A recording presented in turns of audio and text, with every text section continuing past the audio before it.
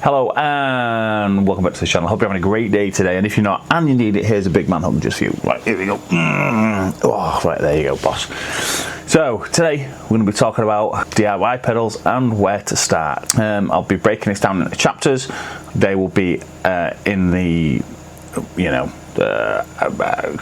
chapter bit down below. I don't know what it's called anymore because I've not done YouTube for ages. And then you'll be able to go directly to any section of this video. Also, please, if you do find this useful, helpful, please, like the video, subscribe to the channel because there'll be more coming. Right, first things first, I think we'll be talking about tools, not me.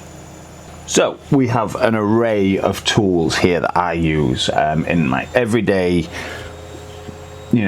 builds as Goliath effects. But let's start with the basics. For me, most basic tools you will need will be some snips and some pliers. And what I started off with, a little adjustable spanner. Now with these three bits here, you'd be able to make pretty much any pedal you want. You've got this for tightening up all your potentiometers, your foot switches, your jacks. Got this for helping control where your parts are going, if you need to bend any legs, etc. And then this for snipping off excess materials. But we can take that a step further. These are rocket sockets. These were designed by Pepper's Pedals in Australia, and they are just little hex heads with a bit of grip on there, for tightening stuff down. I have used these, I have battered these. I mean, I don't know if you can see, I need to get a new set. I use these on every single pedal build, period. Brilliant. And it comes in a set of about 6 as well, loads of different sizes. I do also have Shush phone, a dedicated spanner. This has been shaved out slightly, right? And now this fits pretty much every DC jack socket nut that I use. That makes life so much easier because you obviously can't get a rocket socket on there, and getting one of them in is a pain in the butt. So that is a 13mm spanner that's been just filed down slightly to make it easier to get on them. Moving on, just one more, seeing we're in that kind of socket theme. This is a nut spanner. It's called a nut spanner, all right? And this is a 10mm one, and this is for pots. So potentiometers, I don't have a spare pedal kicking out with no pots on it. Screws, your potentiometer screws down so fast, and you get a nice good nip on them as well, so no more loose potentiometers. What I did find was with my rocket socket, that was the one that I smashed to bits the most. So that one there. Now, they were basic snips and pliers. These ones are a bit more upmarket. These are Nipex, top notch gear for what we do. Not really necessary, quite expensive, but you do get what you pay for. All right, so I will just leave you with that one. Next, we've got a little flathead screwdriver. Again, this could be used. I use this a lot for trim pots. I also use this a lot for fitting knobs on potentiometers. Yeah, and then along with that, I've got an assortment of Allen keys and drill bits in here. The drill bits I use for Vero board, which we'll cover later. If you've seen any of my other videos, you'll know about that. And then there's Allen keys in there, which I use for potentiometers as well, because sometimes they come with an Allen key hex head, and then this becomes redundant, so you need these. So trim pots and potentiometer knobs, and then Vero and potentiometer knobs as well. A craft knife, scalpel, blade, whatever you want to call it. I use this a lot for opening packages. Rarely for pedals, unless I've done a comic book pedal. This works great for comic books. Obviously, I'm cutting holes that potentiometers go through and stuff. And if you do subscribe to the channel, you'll probably see some of them kicking up soon. A pair of scissors for the same reason. cutting open packages and comic books. And then last but not least, I have had this in my possession for at least 22 years. I got this in the military. This is a solder sucker, and I've used many more since, but this one has always been the best. I don't know why. It just always works the best. You can use copper, braided copper. You get that as a solder wick. That's it. But a solder sucker makes your life so much better. Right. So that's tools. Now we're going to move on to Oh, thank God! I'm going to be editing this out. So next, we're going to move on to one of the main items that you need: soldering iron. So yes, soldering iron. So this is my soldering iron. It's a Hammertech SD1. I got it off Amazon a good few years ago now, and it's never ever let me down. Thank goodness. Now, what's great about this is it's a clone. It's a clone of a Hakko, right? Which is, you know, a top-notch soldering iron company. And the great thing about this is it uses Hakko tips. So, yes, the soldering iron might not be Hakko. It might not be like, you know, the best. But with the Hakko tips, you know, it gets up to temperature beautiful, really fast. They've got a temperature control dial, on-off switch, and a solder holder. Boom. You know what I mean? It does the job. It's got the Hakko tips, and it's great. So solder as well. Use the best solder that you can afford.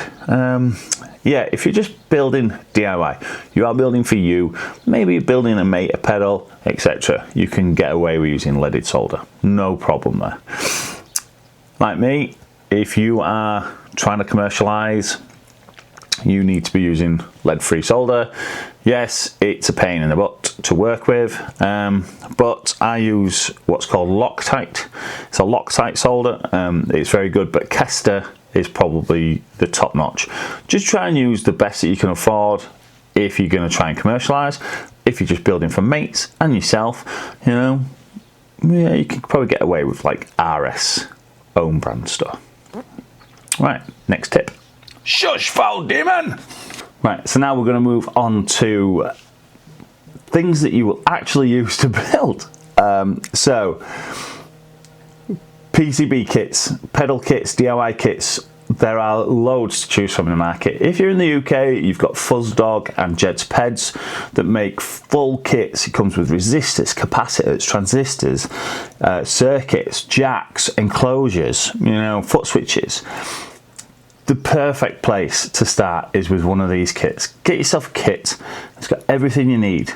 However, when it comes to picking a kit, try and pick something beginner friendly. It will make your life so much easier. Something like, you know, like this, which is, there we go, like, you know, it's a muff fuzz. It's low parts count, low, you know, bits and pieces. You know, it's great sounding fuzz as well, by the way. That maybe, and then these are from 5-cat pedals. So these are Ruby amps. This is a little amplifier. You know what I mean? This is actually two. I've got a project in mind. You know, you can get just PCBs and then source your own parts.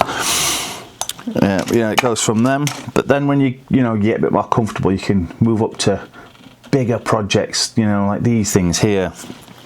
And what else have we got in here? This is a bunch of PCBs that I'm wanting to build. You know, got all sorts of things in here. Yeah, so you've got PCBs. Once you're comfortable building PCBs, then I would look at Vero board for them projects that maybe don't have a PCB kit. You know what I mean? All those projects that you want to make look a bit cooler. You know, that's what I'd use this for. I've got a ton of this stuff, you know, offcuts here. And then, you know, we've got this stuff as well, which is called tag board. You know what I mean? So the little tags here, components sit through. You know, very cool looking stuff. My mate Joe from Hello Sailor uses this a lot. That's why I got some, because I thought, well, Joe could do it, I can do it. And it's harder than it freaking looks. Thanks for that, Joe. So yeah, there's that. Oh, and then we move on to, you know, other more specialised things. This is a turret board. This is actually for an amplifier. So I'm going to be building another amp. Can't wait.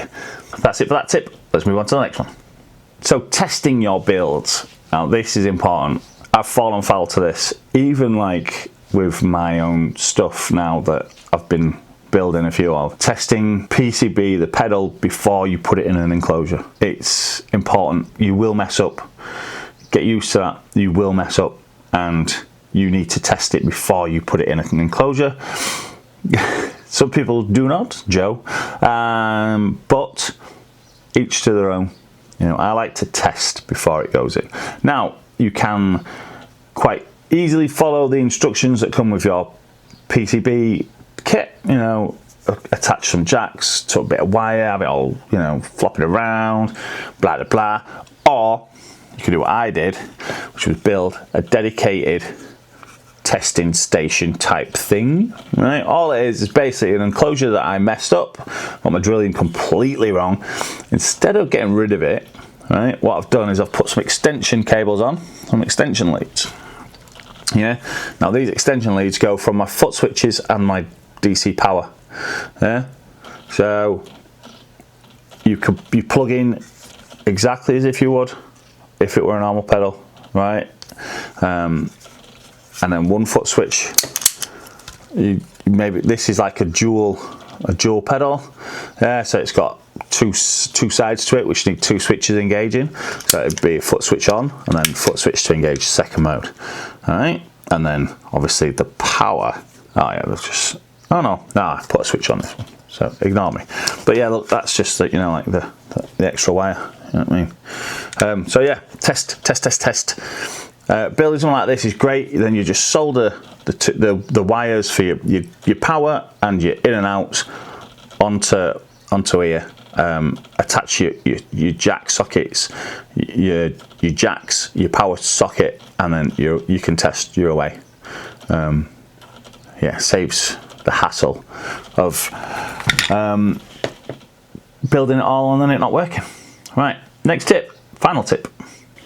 So in this tip, we're going to be covering miscellaneous things. So there'll be quite a few different tips inside this one, right? So the first one I'm going to cover is this lovely box of goodness. So this is all my resistor offcuts, and then I put any other electrical waste in this as well. I have to comply with regulations, so I have to dispose of all my electrical waste.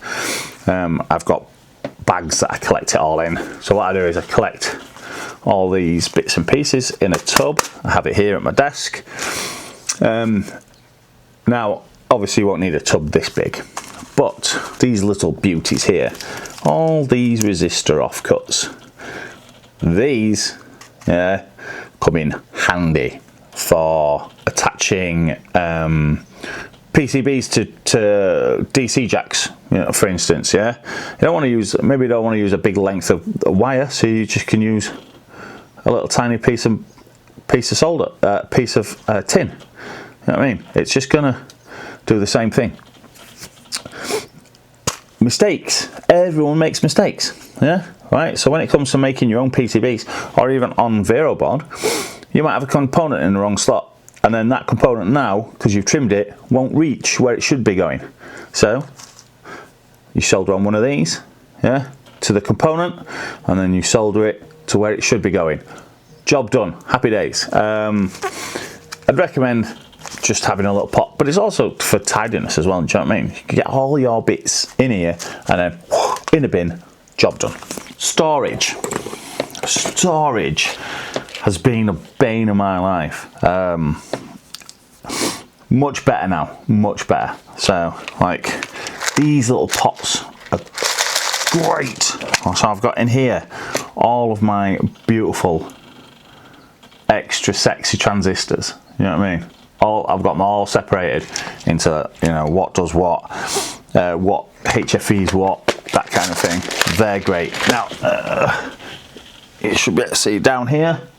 Yeah, these are the little tool storage drawers that you get from Aldi, Lidl, you know, all that sort of stuff. In here, you know, we've got, you know, germanium transistors.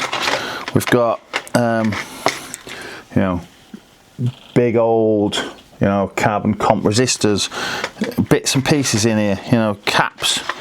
You know, I've got some, you know, different flavour of caps, that kind of stuff. The sort of, in these sort of storage bins down here, and then I've got potentiometers. I've got pot knobs in one. I've got PCBs in one down here.